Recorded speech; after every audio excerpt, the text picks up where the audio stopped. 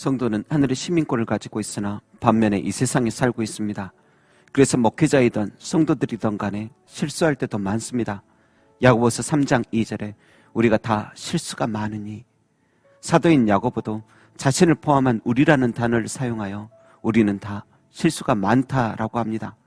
누가복음 17장 1절에는 예수께서 제자들에게 이르시되 실족해 하는 것이 없을 수는 없으나 라고 말하시며, 사람들은 실수 정도를 넘어서 이렇게 사람들을 실족시키는 일들도 빈번함을 예수님께서는 이미 알고 계심을 알 수 있습니다.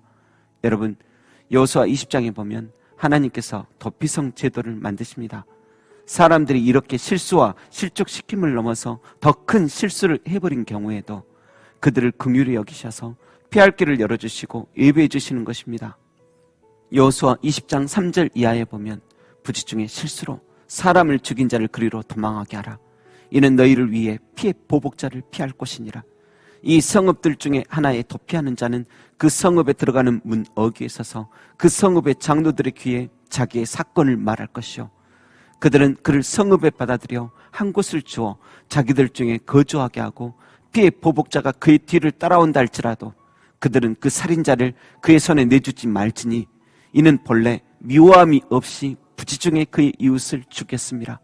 그 살인자는 회중 앞에 서서 재판을 받기까지, 또는 그 당시 대제사장이 죽기까지 그 성읍에 거주하다가 그 후에 그 살인자는 그 성읍, 곧 자기가 도망하여 나온 자기 성읍, 자기 집으로 돌아갈지니라고 기록되어 있습니다. 실수와 남을 실족하게 하는 경우를 넘어서 부지 중에 사람을 죽인 자에게도 하나님께서 이렇게 도피성을 만들어 놓으셔서 그들을 품기를 원하시는 것입니다. 물론 고의살인은 안 됩니다. 구약에서는 고의살인자 용서하지 않으십니다. 신명기 19장에 보면 만일 어떤 사람이 그의 이웃을 미워하여 엎드려 그를 기다리다가 일어나 상처를 입혀 죽게 하고 이 한 성읍으로 도피하면 그 본 성읍 장로들이 사람을 보내어 그를 거기서 잡아다가 보복자의 손에 넘겨 죽이게 할 것이라. 한마디로 계획적으로 사람을 죽이고 도피하면 그는 보복자의 손에 넘겨 죽여도 된다고 말씀하고 있습니다.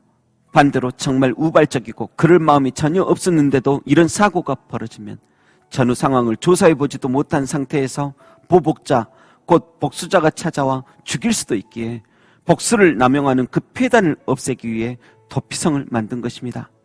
그리고 아무리 우발적이라 할지라도 대제사장이 죽기 전에는 원래 있던 고향으로 돌아갈 수가 없습니다. 아무리 무고한 살인이라 할지라도 다른 사람의 피를 흘린 자가 아무렇지도 않게 사고를 일으킨 곳에서 활보하고 다닐 수 없게 하신 것입니다. 복수자의 복수심이 누그러져야 할 시간을 만들어주시는 것입니다. 아무리 자유가 주어졌어도 상대방 가족을 생각하라는 의미입니다. 그런데 이렇게까지 우발적 살인자들의 인권을 보호해 주었음에도 불구하고 사건 당시 대제사장이 죽지도 않았는데 도피성 밖을 활보하고 다닌다면 그는 어느 누구도 보호해 주지 못합니다. 피해 보복자가 달려들어 죽일지라도 죄가 되지 않습니다. 여러분, 이렇게 도피성 제도는 공의와 은혜 두 가지 모두 들어있습니다. 무작정 은혜만을 외쳐서 사람들을 방종하지 않게 하시고, 또 공의만을 외쳐 생명을 경시하는 그런 일들이 없기를 바라시는 것입니다. 그리고 대제사장의 죽음을 기점으로 도피성 안의 죄인들은 속죄의 은총과 새로운 자유가 선포됩니다. 그 죄인의 인생은 곧 대제사장의 인생과 연결되어 있는 것입니다. 히브리서 4장 14절 15절에 이렇게 말씀하십니다.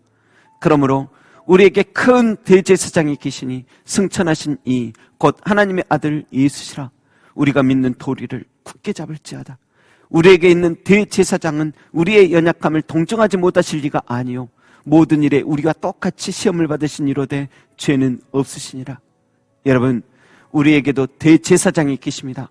하늘로 승천하셨던 하나님의 아들 예수님이라는 구약의 대제사장 정도를 넘어선 큰 대제사장이 계십니다. 그 큰 대제사장은 우리의 인생과 연결되어 있습니다. 성도는 그 대제사장께서 선포하신 복음을 굳게 믿고 살아갑니다. 그리고 그 전하신 말씀대로 살지 못하고 때로 실수하고 사람을 실족시키는 일이 있을지라도 피해 보복자처럼 찾아와 즉결 심판하시는 분은 아니십니다. 우리에게 있는 대제사장은 우리의 연약함을 동정하십니다. 이 완악한 죄인을 가여이 여기십니다.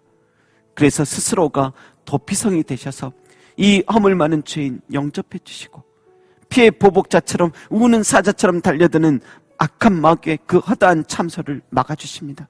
무엇보다 당시 대제사장의 죽음이 도피성 안의 죄인에게 완전한 자유를 주었듯이 우리에게 속죄의 은총과 새로운 자유를 주시려고 친히 십자가에서 죽으십니다. 여러분, 우리의 진정한 대제사장 되신 예수님의 십자가의 대속을 믿는 자는 진정한 자유를 얻습니다. 요한복음 14장 6절에 내가 곧 길이요 진리요 생명이니 나로 말미암지 않고는 아버지께로 갈 자가 없다고 말씀하시듯이 우리는 큰 대제사장 되시는 예수님의 십자가를 통하여 우리 하나님 아버지가 계신 참된 고향으로 갈 수가 있는 것입니다. 그래서 요한복음 8장 32절에 진리를 알지니 진리가 너희를 자유롭게 하리라고 말씀하셨습니다. 우리는 예수님의 보혈의 피로 자유한 자가 되었습니다. 율법에 얽매이는 자가 아니요 용서받은 자이고 사랑받은 자이고 구속받은 자가 되었습니다. 그런데 다시 돌아가 예수님께서 주신 그 자유를 함부로 사용하여 예전 도피성에 도망가던 시절처럼 방종하며 살아간다면 이것은 어찌해야 할까요? 그것은 정말 큰 대제사장의 긍휼하신 은혜를 엉망으로 만드는 것입니다. 베드로전서 2장 16절에는 너희는 자유가 있으나 그 자유로 악을 가리는 데 쓰지 말고 오직 하나님의 종과 같이 하라고 말씀하셨습니다. 여러분, 예수님께서 십자가의 죽음으로 모든 죄를 용서해 주셨고 참된 자유를 주셨다고 그 자유를 가지고 자신이 지은 악을 가리는 데만 쓰지 말아야 할 것입니다. 무슨 죄를 질 때마다 예수님께서 내 죄를 용서해 주셨으니 괜찮을 거야, 난 자유자니까 괜찮아 하는 그런 마인드를 가져선 절대 안 되는 것입니다. 오히려 자유한 자처럼 마음대로 살지 말고 마치 도피성에서 해방된 뒤 대제사장이 죽었으니 난 이제 율법적으로도 아무렇지도 않다는 듯이 마음껏 활보하며 다니지 말고 종처럼 살아라. 피해자들의 아픔을 알고 살아라. 종이 되어주어라. 그 가족이 만일 너 때문에 아들을 잃었으면 아들 노릇 해주고 부모님을 잃었다면 뒤에서 알게 모르게 부모님처럼 잘 챙겨주는 그런 사람이 되라. 사랑의 빚진 자처럼 살라는 것입니다. 여러분, 용서받은 사람임에도 불구하고 또 그 죄성을 세상 가운데 자랑하듯 나타내며 살지 말고 우리 안에서 역사하실 거룩하신 성령님의 감동하심 따라 살아가야 할 줄로 믿습니다. 오늘도 도피성에 쫓기듯 숨는 심정으로 예수님 안으로 참여하는 마음으로 감사하는 마음으로 들어가야 합니다. 사랑의 빚진 자로 살아가야 할 것입니다. 대제사장의 죽음으로 완전한 자유가 와서 고향으로 돌아갈 수 있다는 환희가 생겨났듯이 우리가 아버지 하나님의 나라 내 본향 천국으로 돌아갈 수 있다는 그 환희 가운데 살아가야 할 줄로 믿습니다. 기도하겠습니다. 하나님 아버지, 우리 가운데 예수님이라는 도피성을 예비해 주셔서 감사합니다.